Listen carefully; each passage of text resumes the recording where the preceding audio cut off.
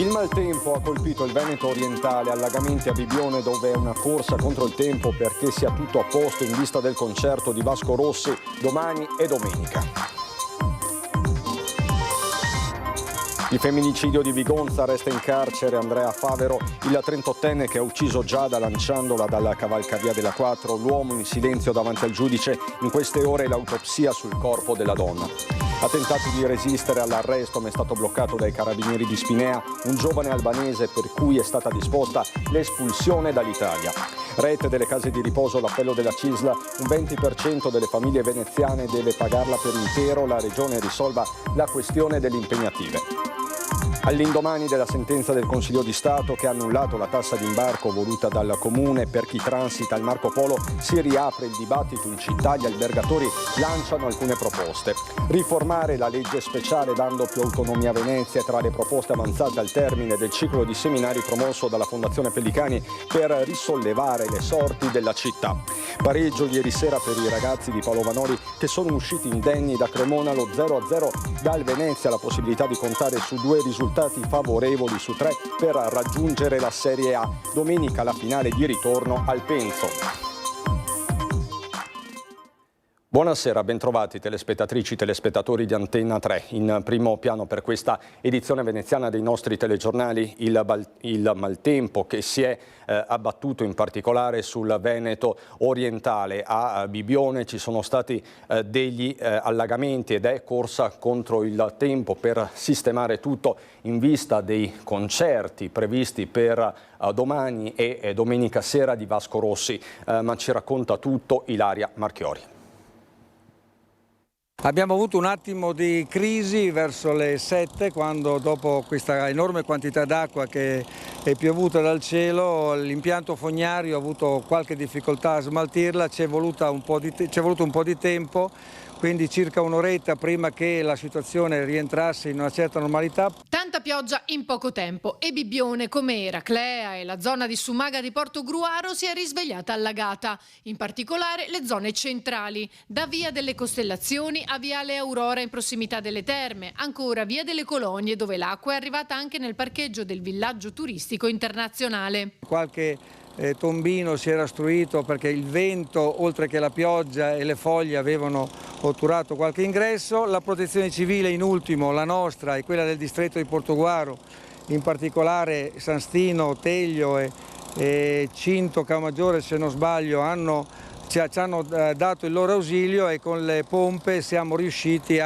ad aver ragione insomma di qualche situazione più critica. Le difficoltà maggiori si sono verificate in Via Maia. Una delle zone maggiormente colpite dalla pioggia delle ultime ore qui a Bibbione è quella dell'area circostante il palcoscenico allestito per il concerto di Vasco Rossi e adiacente al Luna Park. La protezione civile con i volontari stanno lavorando per liberare il terreno dall'acqua. La speranza è che una volta risolta la situazione la pioggia conceda una tregua anche per le migliaia di fans in attesa di assistere al concerto sabato e domenica di Vasco Rossi. C'è chi addirittura si è posizionato con le tende in barba al maltempo. Non si fermano sicuramente davanti a un po' di acqua e poi noi siamo degli inguaribili ottimisti e quindi siamo certi che le cose andranno per il meglio. Attendiamo circa 20-22 mila persone. E per dopodomani siamo sui 28.000. Abbiamo qualche parcheggio che è andato sott'acqua e stiamo liberando, altri per fortuna si sono salvati perché le pendenze hanno fatto sì che l'acqua non rimanesse a stagnare. È attesa in queste ore l'autopsia sul corpo di Giada Zanola, la 33enne, uccisa martedì notte dal compagno a Vigonza. Per l'uomo Andrea Favero, oggi l'interrogatorio di garanzia in carcere a Padova. Vi dico solo tecnicamente che si è avvalso la facoltà di non rispondere. No, può ripetere. Non ho sentito. La facoltà di non rispondere. Si è avvalso però basta perché sapete che tra l'altro non avrà fatto istanza. Sapete che i sostituti non hanno il divieto di intrattenere rapporti con i giornalisti. Ricordatevi sempre che c'è la presunzione di innocenza, che siamo in fase di indagine, una fase molto fluida e delicata. Davanti al pubblico ministero Giorgio Falcone e al giudice per le indagini preliminari Laura Alcaro, Andrea Favero si è avvalso della facoltà di non rispondere. L'interrogatorio di garanzia è durato quasi 2 ore. Alla fine il fermo non è stato convalidato, ma il giudice ha emesso una misura di custodia cautelare in carcere. Andrea Favero resta dunque in cella con l'accusa di omicidio volontario della compagna Giada Zanola. Il suo avvocato chiede che venga tutelato il figlio della coppia che ha appena 3 anni.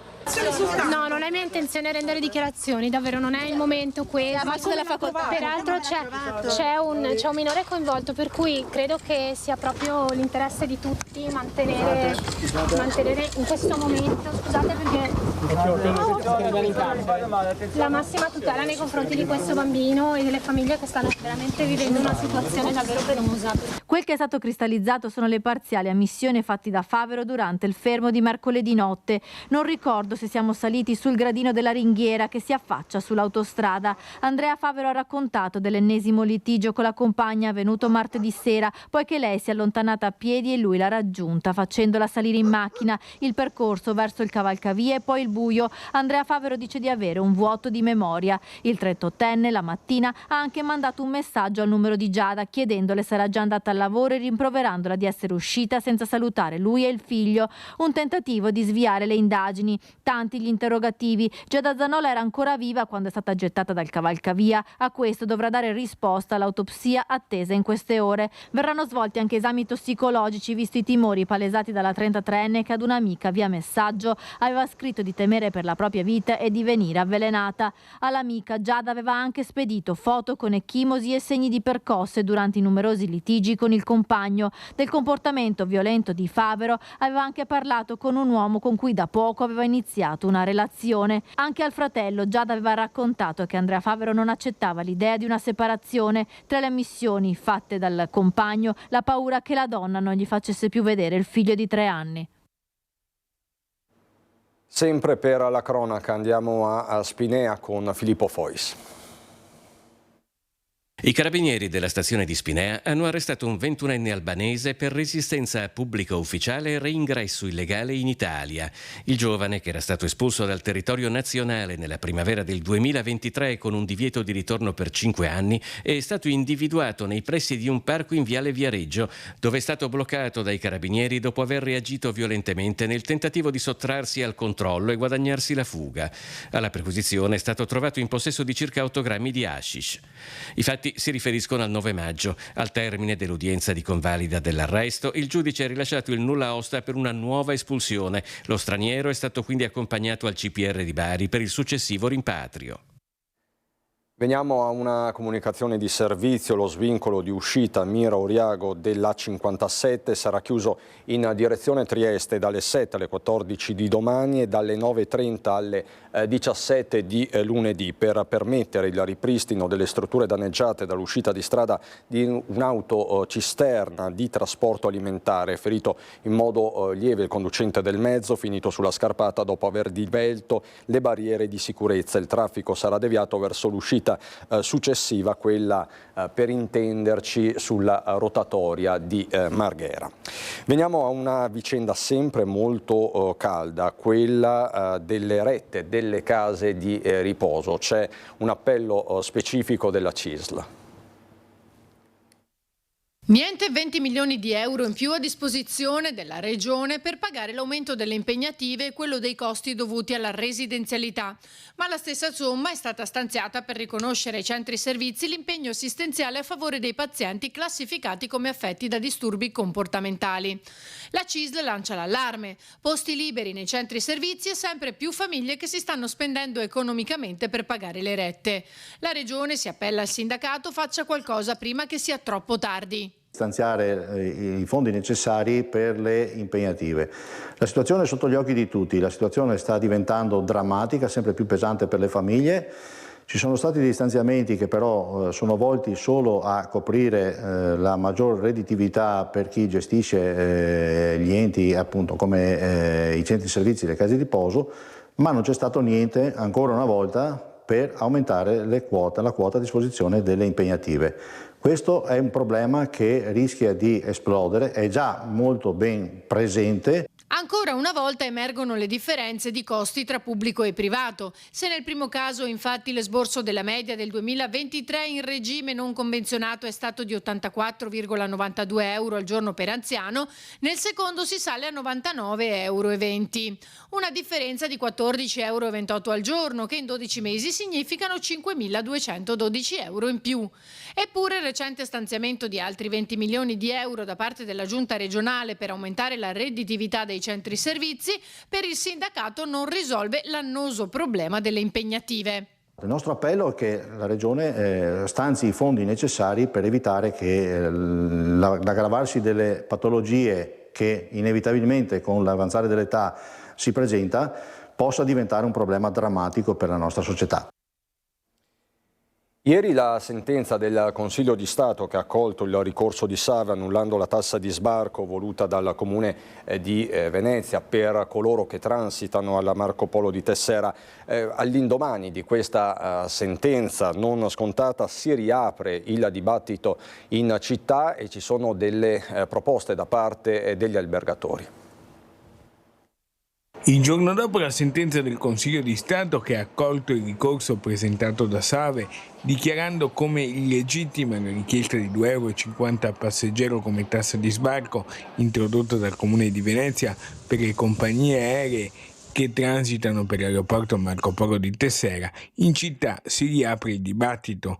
Non solo il direttore dell'Associazione Veneziana Albergatori presenta alcune proposte concrete. Bisognerebbe mettere una pietra sopra questa decisione e invece cominciare a lavorare insieme da veneziani per cercare di capire come trovare i soldi per mandare avanti questa città. Allora da un lato dovremo tutti insieme da veneziani andare a Roma e chiedere il finanziamento della legge speciale.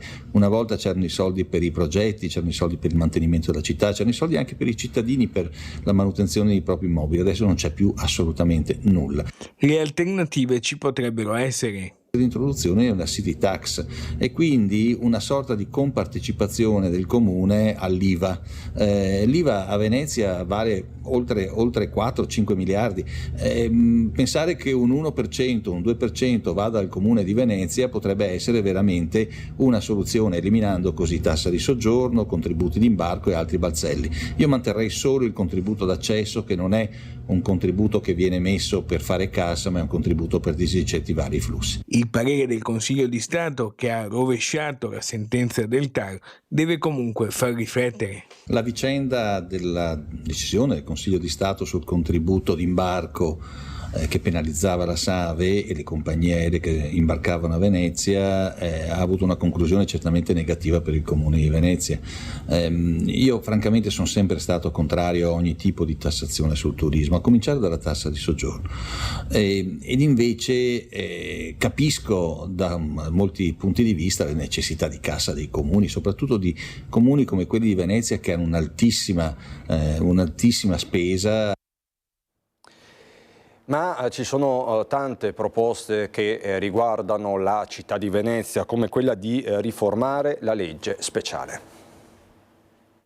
Se il rifinanziamento della legge speciale per Venezia è oggetto di dibattito e polemica politica, una sua modifica è tra le proposte principali del centinaio messo in piedi da Ripensare Venezia, un'intensa serie di seminari, approfondimenti e studi, spesso dai numeri impietosi, su quella che è la condizione sociale ed economica attuale dell'intero comune di Venezia, promossa dalla Fondazione Pellicani. Va ripensata la specialità di Venezia, ovvero la governance, la sua legge speciale, che hanno dimostrato di non essere efficaci in questi decenni. Bisogna completamente cambiare metodo, ovvero ripensare la legge costruendo una legislazione di rango costituzionale in cui Venezia abbia l'autonomia. In terraferma il problema della sicurezza a Mestre si risolve non solo con la repressione dei reati, ma attraverso una rigenerazione urbana del quadrante Corso del Popolo, via Cappuccina e via Piave, che passa per uno sviluppo economico qualificato. Perché le persone abbiano un motivo per vivere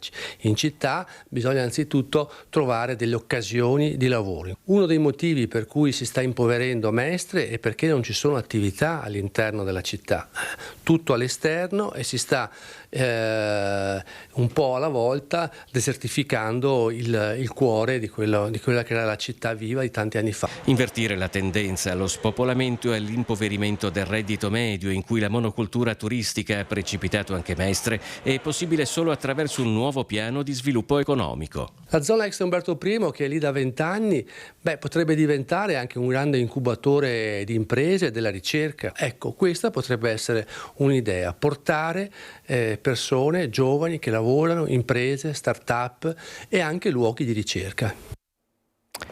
Lo sport, il calcio resta il sogno della Serie A e si continua a sperare. Il pareggio per 0-0 ottenuto ieri sera a Cremona dal Venezia dà la possibilità agli arancione-roverdi di Paolo Vanoli di avere 2 disposizioni favorevoli su 3, la vittoria ma anche il pareggio, per raggiungere domenica sera allo stadio Pierluigi Penso di Sant'Elena la promozione in Serie A. Sarà comunque una gara molto aperta e dall'esito incerto, perché entrambe le finaliste hanno offerto una cornice degna della massima serie. Importante anche per il Venezia il fatto che nessuno dei giocatori diffidati sia stato ammonito, così domenica la rosa sarà a disposizione al completo. Era normale, era una partita molto studiata, molto tattica, perché sono 2 squadre che si gioca abbastanza a specchio e quindi a volte trovare la superiorità numerica a volte non è facile, soprattutto in costruzione. E per questo posso dire è stata una grandissima prova di maturità, perché hanno fatto una partita veramente, questi giocatori diffidati, con grande intelligenza. Penso che lo sforzo anche delle energie sono state anche queste. Poco tempo per riposare la testa e già la partita di domenica che deciderà un'intera stagione. Questa squadra è giovane, gliel'ho detto, deve diventare affamata di successi. Capito? È per il loro bene, è per tutti, e quindi dobbiamo provare a crescere anche sotto questo punto di vista. Quindi adesso massima attenzione, vi ho detto ragazzi che dobbiamo subito da adesso partire a recuperare, spina attaccata, e tra 2 giorni giochiamo contro una squadra che potrebbe cambiare 5-6 uomini e non cambiare niente, e quindi adesso le energie sono importanti. Da Venezia quindi è tutto, subito dopo la sigla c'è il meteo, buona serata.